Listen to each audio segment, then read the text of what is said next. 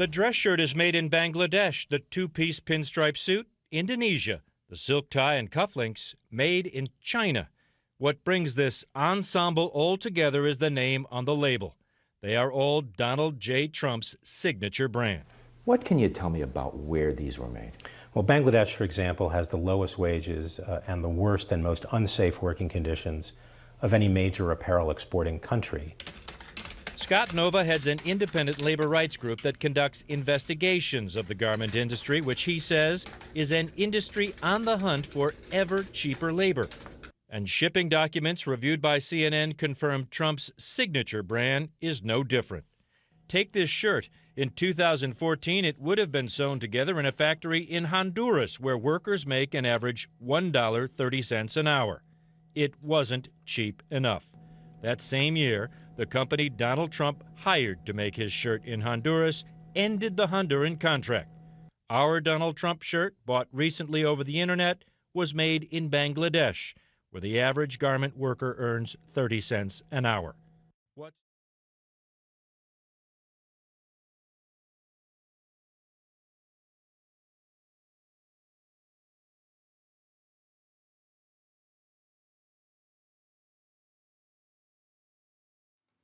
Good morning. How are you? Yo. It's come to my attention that Donald Trump is struggling in the polls, and I think we need to do something about it. Yeah, I've actually got a plan for that. So Donald Trump's producing his clothing line right now in Bangladesh. He's paying workers $1.30.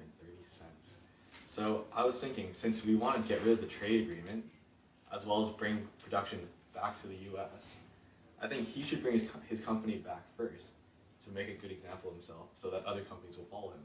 Yeah, when we go in here and talk to him, it's really important that we make sure that he knows that we need to put the election first and not his company. If he may be arguing with us about it, but we got to make sure that we know that we got to get him elected.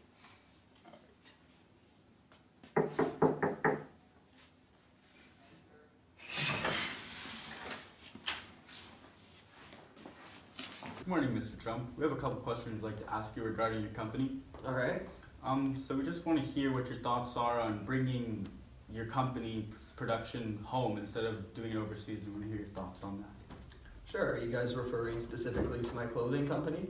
Yes, we are. Well, with the cost of producing clothes overseas in places like Bangladesh, workers make an average of 30 cents an hour, so paying them allows me to make the goods for a lot cheaper and in turn sell them to American citizens for a lot cheaper, where they can get a good quality item without having to pay a large amount of money. So that brings us to the real reason why we're actually here, and that's because obviously you're running for the President of the United States coming in November, and we think that moving your company back to the U.S. would be incredibly beneficial to your poll numbers, because you'd be creating jobs, and we're going to talk a little bit about that and give our reasons why. No, I think that's a really good theory. I think that's about all it is, because in reality, bringing the company back to America would cause the price of my items to go up, and people would in turn just buy substitute items, and in the end it wouldn't really have a positive impact on the economy, if any impact at all. So you say the prices of your shirt will go up if you bring production back. We've estimated that your shirts sell for an average of $16, $17 here right now. If we brought your company back, it'd sell for about $100. And we think you'll still make good money, because the consumers will think of your brand as a name brand or a luxury good. So they'll still want to buy it, even if it's more expensive.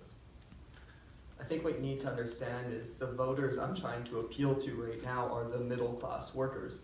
And middle class working people aren't going to pay $100 for a shirt.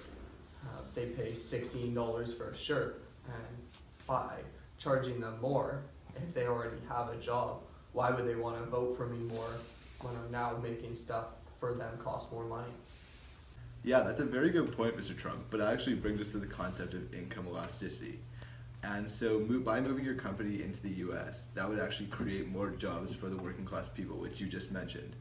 And when those working class people now have a job, they'll be they'll have a greater income, which means they're more likely to now buy luxury goods, which is your clothing line. You don't have to explain to me why jobs in America are good. I already believe the American people are the greatest people on earth.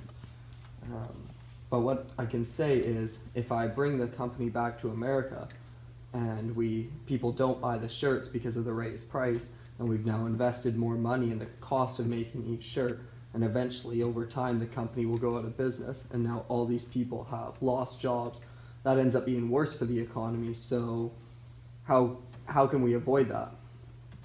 Unfortunately, Mr. Trump, the income elasticity theory disproves your point. Wrong. Actually, Mr. Trump, you're wrong. You said that the company will go out of business. That's a lie. Wrong. In the long run, your product will become more elastic.